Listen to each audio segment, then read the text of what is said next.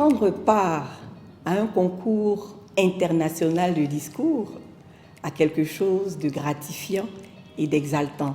Gratifiant parce que vous acquérez une expérience nouvelle et exaltant parce qu'au bout de l'effort, eh bien, il y a le confort et donc la victoire. Ce qui fait que vous devez être suffisamment préparé avant d'affronter les joutes. La notation du concours repose sur un triptyque, le contenu, le rendu et le langage. À ces 3 points se rajoute le respect du temps.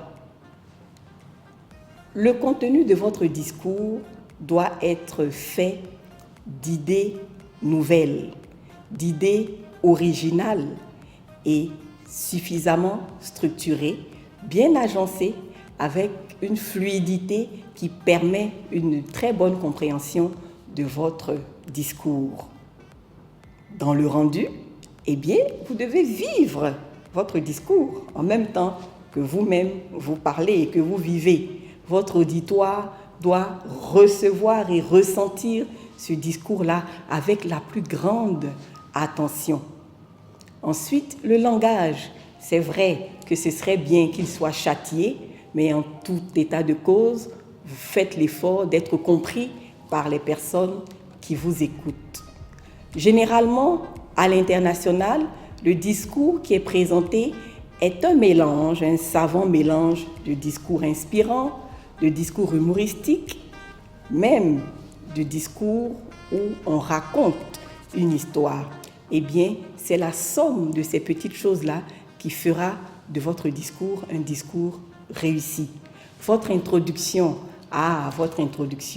c'est le début de votre discours. Vous devez faire en sorte que les personnes qui vous regardent ne détournent plus leur regard, quel que soit ce qu'elles auront envie de faire.